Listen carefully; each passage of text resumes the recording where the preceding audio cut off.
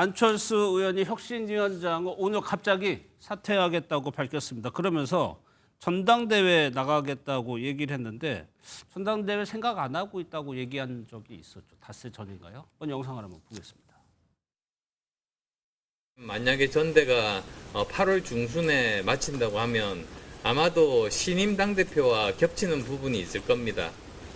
그래서 전대는 지금 생각하고 있지 않습니다. 예. 오늘 출마로 이해하는 거예요? 예, 생각하고 있지 않습니다. 합의되지 않은 날치기 혁신위원회를 거부합니다. 그리고 저는 전당대회에 출마하겠습니다. 국민의힘 혁신 당대표가 되기 위해 도전하겠습니다. 메스가 아니라 직접 칼을 들겠습니다. 도려낼 것은 도려내고 잘라낼 것은 과감히 잘라내겠습니다. 최 의원님께 먼저 여쭤볼게요. 오늘 안철수 의원의 그 기자회견이 예상 외였는데 이게 전후 사정이 어떻게 된 거예요? 왜 혁신위원장 관두겠다고 한 겁니까? 두 가지였던 걸로 들었습니다. 그러니까 뭐 지난 대선 경선 과정에서 네. 후보 바꿔치기 이 논란에 책임에 있었던 두 분 그 비상대책위원장과 당시 원내대표 네. 이들에 대한 거의 뭐 탈당급 수준의 징계 그리고 탈당급 수준의 징계 그리고 지금 혁신위원 임명에 대한 전권을 나에게 달라 안철수 위원장에게 달라. 그런데 뭐 둘 다 안 됐다고 들었습니다. 둘 다 안 됐다고 하면은 그거를 막은 거는 지금 송원석 지도부 그렇습니다. 어차피 비대위의 의결을 받아야 되기 때문에 모든 예. 당무는 그러니까 그 당무 의결을 받아야 되는데 그 당무 의결을 안 해주겠다는 거였지 않습니까? 예. 그러니까 뭐 이렇게 된 것 같은데 근데 저는 뭐 그런 그 내부 갈등이나 내부 의견 충돌은 있을 수 있다고 봅니다. 왜냐하면 조율이 가능한 거기 예. 때문에 그런데 지금 안철수 그 혁신위원장께서 저 혁신위원장을 하겠다고 손을 들고 나선 지 불과 닷새 만에 예. 이렇게 난 못하겠다 전당대회에 나가겠다 이것은 너무 몸이 가벼운 처사가 아닌가 저는 이렇게 생각했는데 그 원인은 예. 저는 안 위원장이 개파가 없기 때문이라고 생각합니다. 안 위원장이 개파가 있었다면 개파 의원들이 전부 모여서 의논을 하겠죠.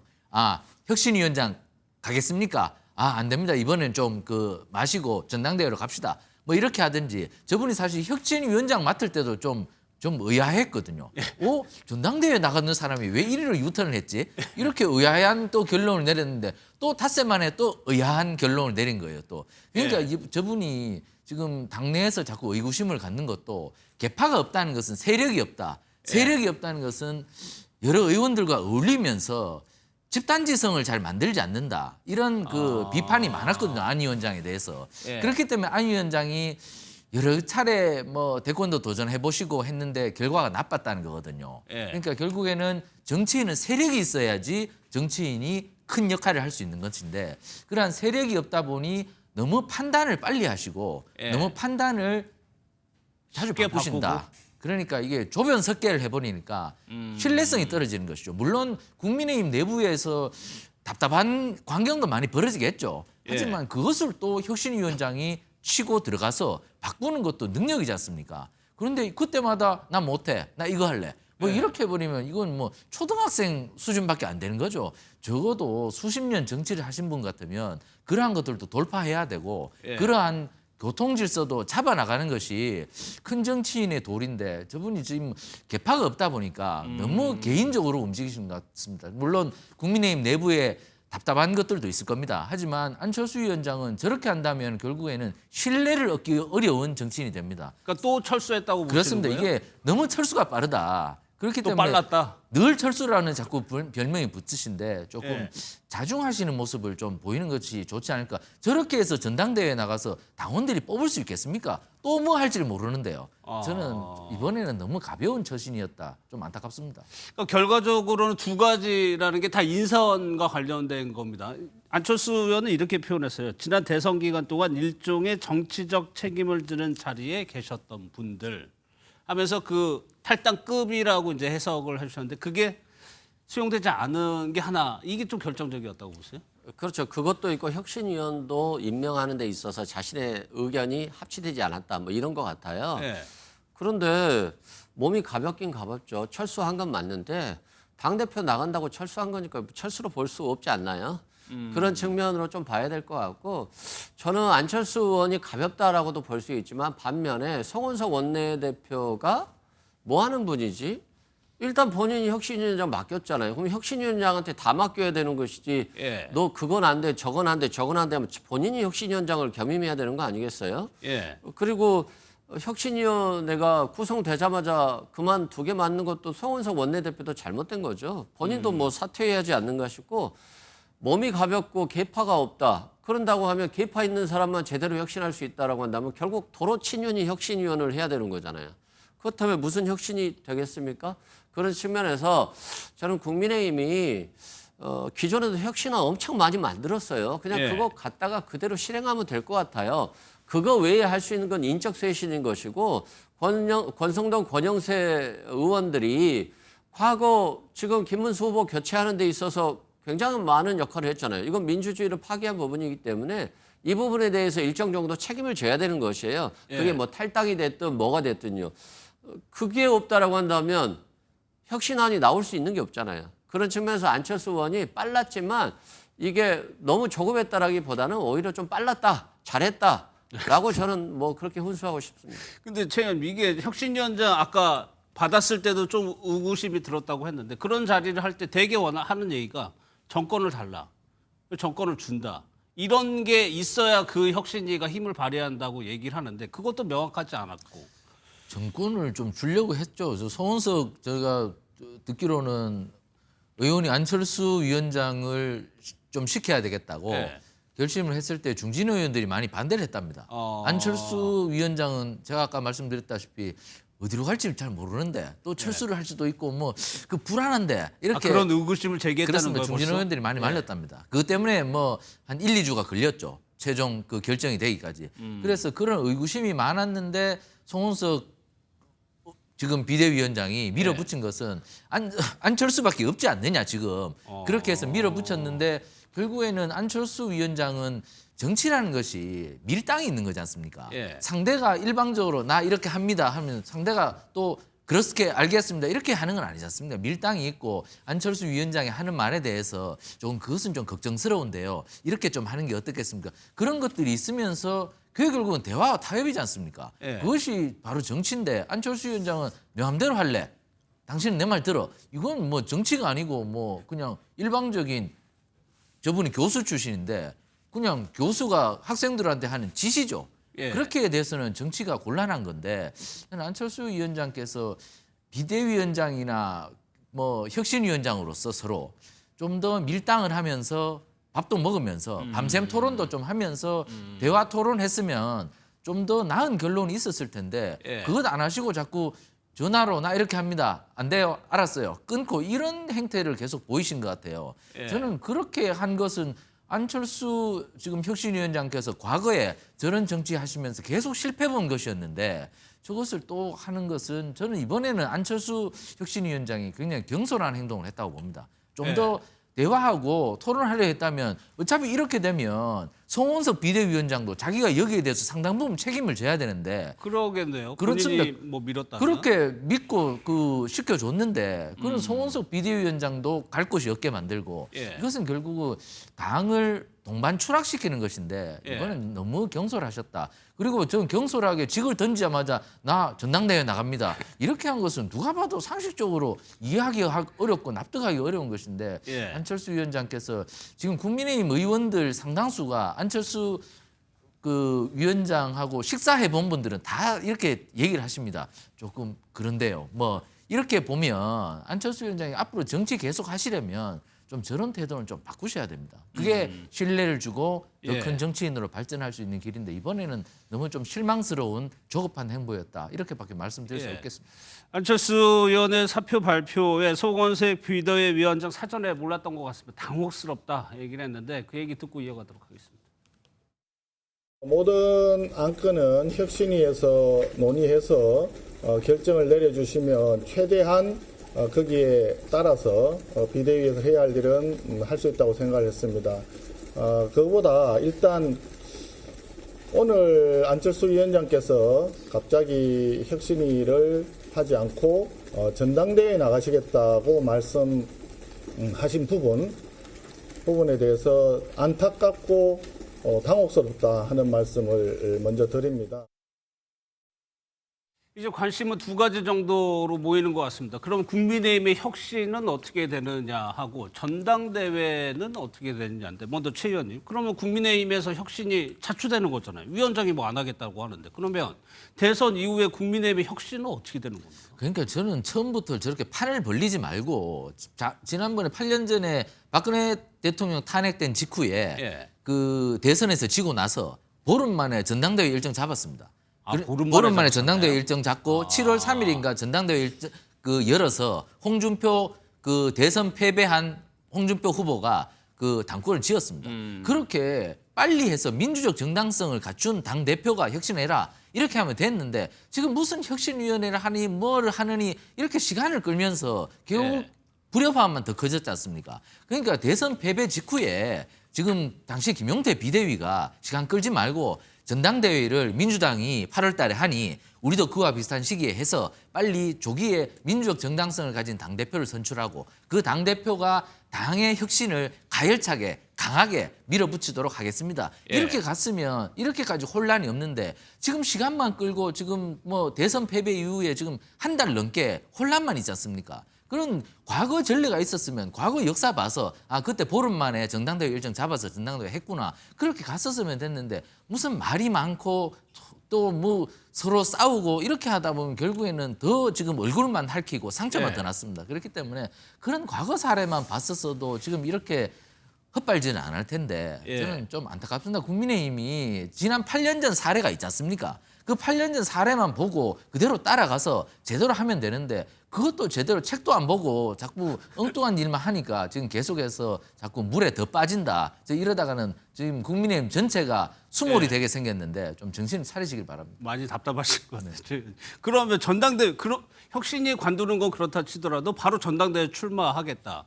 지금 국민의힘 전당대회 8월 중순 얘기 나오던데 혁신이 그럼 전대의 아예 구도 자체가 개혁, 혁신 이런 걸로 되는 걸 노린 건 아니냐 안철수 의원이. 그 해석은 어때요? 오히려 안철수 의원이 이번에 차라리 어차피 당대표 나왔으면 안 됐을 거였는데 혁신위원장 버리고 나와서 오히려 안철수 의원이 혁신을 시켜줄 수 있을까?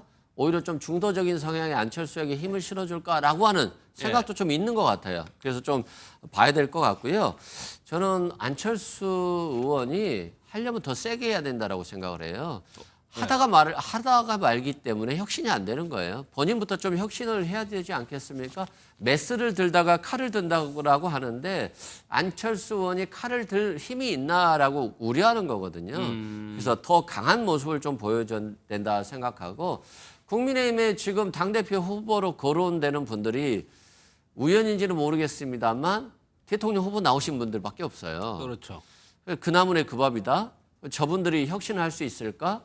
그리고 여전히 지금 당 지도부는 친윤이 다 잡고 있는데 그 누가 나온들 제대로 혁신을 하고 제대로 당권을 행사할 수 있을까라고 하는데 굉장히 의문이 있는 거예요. 예. 그래서 안철수 후보가 됐든 한동훈 후보가 됐든 누가 나오더라도 이 친윤과 싸워서 이길 결단력이 없다라고 한다면 차라리 이번에는 접는 게 더 낫지 않을까 본인의 미래를 위해서 그런 생각이 듭니다.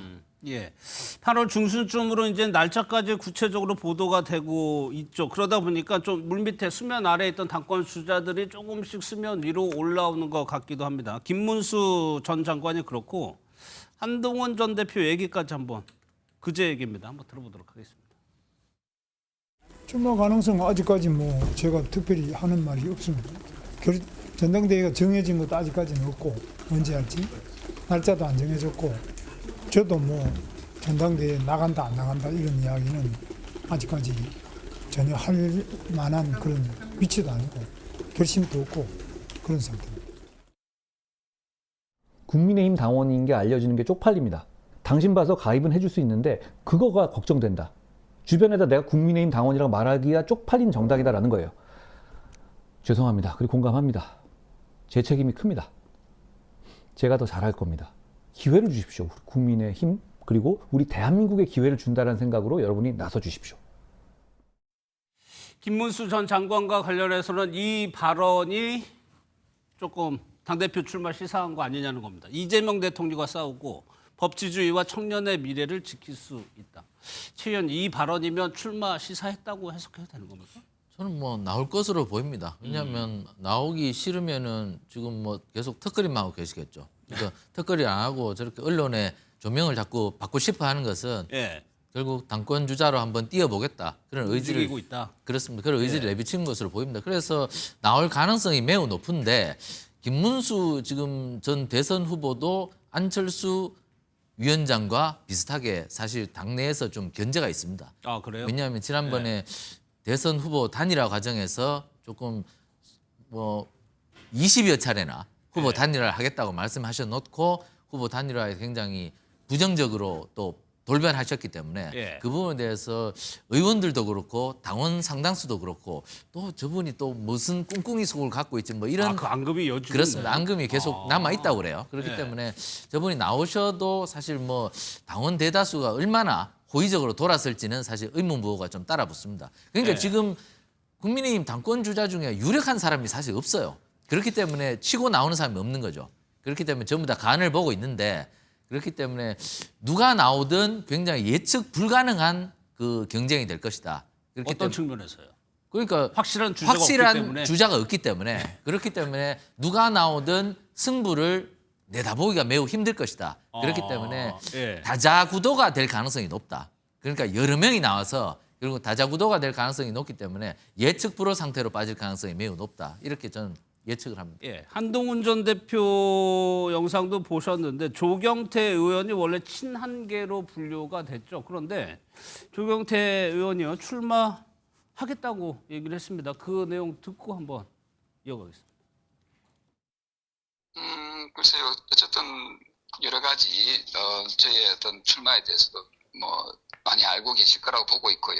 예.